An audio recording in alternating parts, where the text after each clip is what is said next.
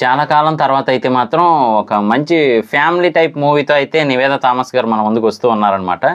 అంటే ఇందులో మెయిన్‌గా ఫన్ ఉంది. అలాగే ఒక బాబు చుట్టూ తిరుగుతూ ఉంటుంది స్టోరీ అని చెప్పి తెలుస్తూ ఉందనమాట. మరి ఇంట్లో చెప్పిన లెక్కల ప్రకారం చూస్తేనేమో ఒకలా ఉంది. మరి స్కూల్‌లో చెప్పిన లెక్కల ప్రకారం అయితే ఇంకోలా ఉంది. సో వీటి మధ్య అయితే సతమతం అవుతున్నట్టు తెలుస్తూ ఉంది. ఆ బాబు 5th క్లాస్ చదువుతూ మరి నివేదా థామస్ గారు తన బిడ్డని మళ్ళీ చేరుకున్నారా లేదా అనే కాన్సెప్ట్‌ని అయితే చూపిస్తా ఉన్నారనమాట మనకి.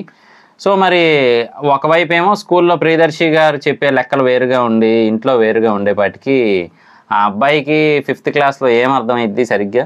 సో ఇంట్లో నుంచి బయటికెళ్ళిపోయినట్టయితే తెలుస్తూ ఉందనమాట.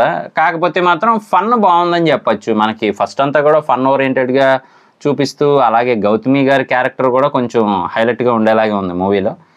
సో అందరిని కలిపైతే తీశారు మూవీ.